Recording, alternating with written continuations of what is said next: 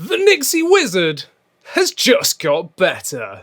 Alright, so we all know the NYXI Wizard, right? The first sort of commercially available GameCube styled Joy-Cons right here, and I've covered these multiple times. I've done a full first impressions, I've done a review of it. I've also even shown you how to modify original GameCube joysticks and the C-Stick to work with this, which you can find on the channel. But there's a new version, and okay, it's basically just colors, right? But there is actually a little bit more to that. So not only do we have the original GameCube purple that released at the beginning of the year, we also now have a Wavebird version and a black version. And I'm really excited by that because, you know, for me personally, when I got the Wavebird originally, well, this is the color that I got, the silver one, just here. So let's just back up and I will show you why it's more than just a colorway upgrade, and we'll kind of go over that in a minute. But this is what you get. So this is the silver just here, and obviously I'm not going to unbox them because it's exactly the same as the other one. Everything is the same, almost.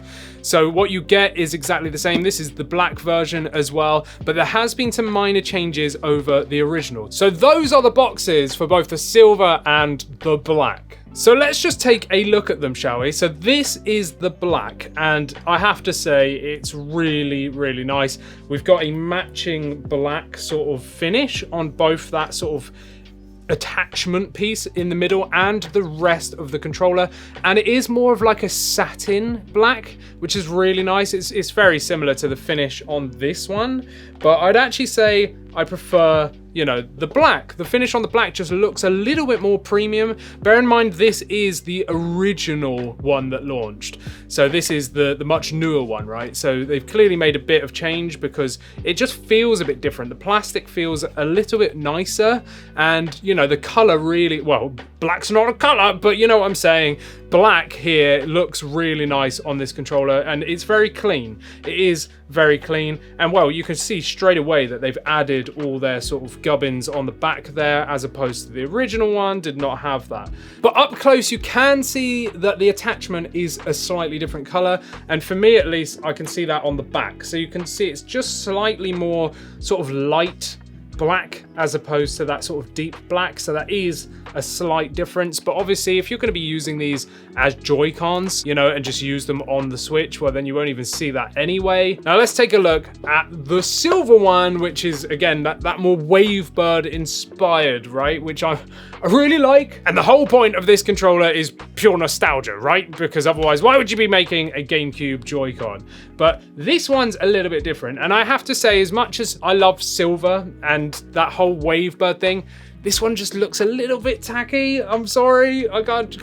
That was my first impression when I pulled it out. I was like, oh, I don't know. Like, it's nice, and it's definitely nice to see, and it might even look nice on camera for you, but my first sort of initial reaction was this centerpiece is not the same. It's not finished the same. It's not painted. It's more of like just a straight up smooth plastic, whereas this seems to have been like properly coated. I'm not sure why they couldn't have done that for that centerpiece, and you can see if I hold it like this straight away that this is a different color, right? It's more like akin to the joysticks, maybe even lighter again, and yeah, that's fine, you know, that's okay. But for me personally, I much prefer having it all consistently one color, which the black is almost, but you know, not quite. The purple definitely is, but this one you can straight away see that just looks out of place, to me at least, you know. But the color itself, the silver, again, it is nice. I just find it looks a tiny little bit tacky because it's almost like metallic. Like they've gone for a silver rather than like a gray, and you know, it might scratch off and stuff, but I mean, it does look nice. Like, don't get me wrong, I'm not putting it down. It does look nice. It's just, there's something about it that just feels a little bit ooh to me, and I can't really put my finger on it other than the fact that it's that kind of slightly metal looking color, and that centerpiece being a different color. This is what it's like this, and that looks so much better to me, you know, because you don't have that awkward like gray thing in the middle. Like, look at this. Like, it's just, it is a different color. It really is. It's not the same, right? But you know, that's probably me just being pedantic, but whatever. The one thing that I wish they could have changed is adding a USB charge port on the top of this, because I would have really liked to seen a USB charge port. I know we've got charge ports on the bottom, but if you want to charge them like not attached to the Switch, you have to do them individually. So you're going to need 2 USB-C cables to charge these. Obviously, you can just dock these on the Switch and then dock the Switch, and then that will charge both at the same time. So that's what I do anyway, but it would have been nice if you're using this as a controller, you know, and the battery's running out. Instead of going, oh no, I've got to take these off and dock them, you could have just gone, oh, you know, put USB in the front. And that's what Doyoki did. So this is the Doyoki GameCube controller, and ready? Oh, they've got a USB-C connection on the top, and yeah, you can charge them that way, which it just wins, you know, like that is just a winning feature. Now, I'm not going to say too much more of this other than the fact of, like, you know, look at the size difference. Ready? Boom! This is a fat boy. The Wizard is a chonky boy, and the Doyoki is a lot slimmer, a lot lighter. But I do have a dedicated comparison video comparing the NYXI Wizard to the Doyoki, so go and watch that video if you want to see more. So whilst I do wish they added the USB-C charging point, which they didn't, they have actually made some adjustments. So when I did that comparison video to the Doyoki, I actually used my original NYXI Wizard, because that's all I've got, right? I got my original Wizard, which came out, you know, I got this before it launched, so it might even be a review sample, but the issues I had with this initially, other people had too at the beginning. So I was complaining about mushy face buttons, because they are mushy, you know, like the A's okay, but there's a lot of wiggle on it. The Y is mushy, the X is mushy, and the B is mushy, and I didn't really like that. And also the D-pad, I just really don't like that horrible clicky D-pad. But anyway, when I did that comparison video, some people were like, yeah, but they've changed it. It's not mushy anymore, and the D-pad's better. And I was like, really? And then, of course, NYXI sent me over the new colorway, so I was like, well, we've got to test this on camera, right? Just to set the record straight. So, have they improved it? Let's find out. So like I said, ready? This is the mushy Y, X, A, and B. Now you're probably not going to hear it, but I'm going to try and give you a sound test of the original one that I had, which is mushy. Are you ready? This is just the face buttons.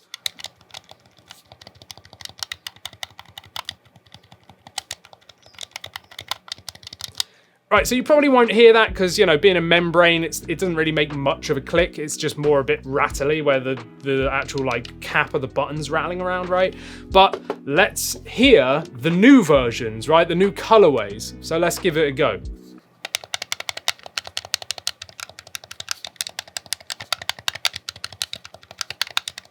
Well, you could probably hear straight away there's maybe a bit more noise because there's not as much mush. Woohoo! So they have improved it. They definitely have improved these face buttons, and that was my biggest gripe, other than the D-pad, which we'll get to. But straight away, there's less movement there, and it actually feels like a button, and they are all consistent with themselves, so they all feel the same. Whereas on the original one, the A kind of felt okay, but it's mushy, and then the B was a bit more mushy, the Y's even more mushy, and the X is a bit like mushy in the middle, and they all felt different, and I hate it when they're inconsistent. But this is now consistent, and that feels really nice. And just to prove a point, let's try the black one, and yeah, that's nice. I mean, I do have to say on this one, the B is just a little bit mushy, but it's still overall a massive improvement compared to the original one just there.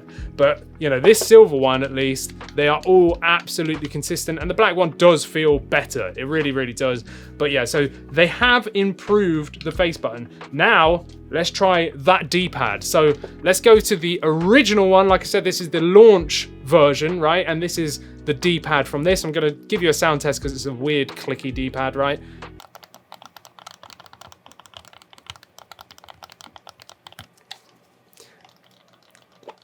I just don't like it. I'm sorry, I don't like it. I don't like it. Anyway, this is now the new one, which let's see if they've improved it.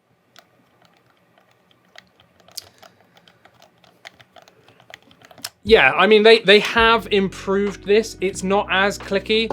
So this one, the original one, you can feel like the clicks as you roll around. On this one, it's not as noticeable. So as soon as you put some pressure on it and then start rolling it around, it's not really clicky. You can't feel the click of each sort of angle, which is much nicer, but it's still not a great D-pad. I'm sorry, it's not. I actually still prefer this D-pad. It just feels a lot nicer on the Doyoki, but you know, whatever. If you've seen my other videos and I've looked at the Retro Flag handheld controller, which is almost like a GameCube dockable controller thing, that has got the best D-pad on any sort of third-party Joy-Con alternative thing that I've tried, and it just feels like a proper controller D-pad, and it's full size. Granted, this is trying to be the GameCube, so it is smaller, but this is still larger than the official GameCube controller from the 2000s, right? People just can't get D-pads right, and I don't know why. They always feel too mushy, or they're too hard, or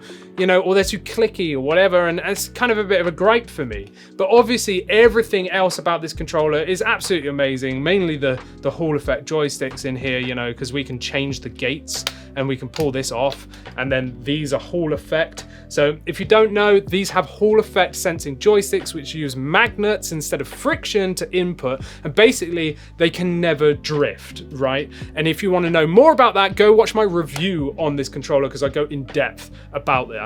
These sticks are amazing, and they are just incredible. So I really love this controller. I think it's brilliant. And of course, if you use my hack, which I've got a video on, you can use the original C stick and stuff on there. The only thing, you know, really for me that is a bit of a disadvantage is the lack of the USB-C, you know, so that we can charge the whole thing at once.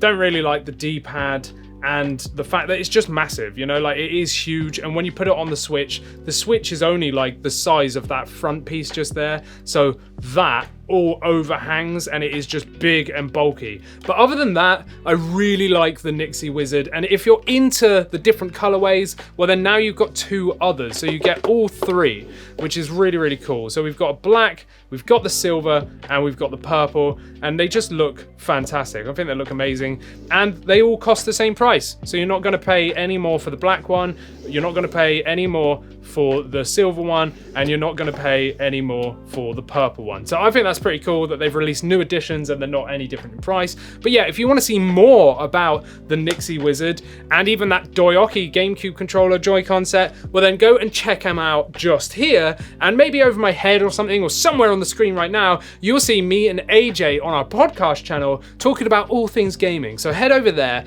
subscribe to that channel, and then watch another video from me here, and I'll see you in the next one. Thanks for watching.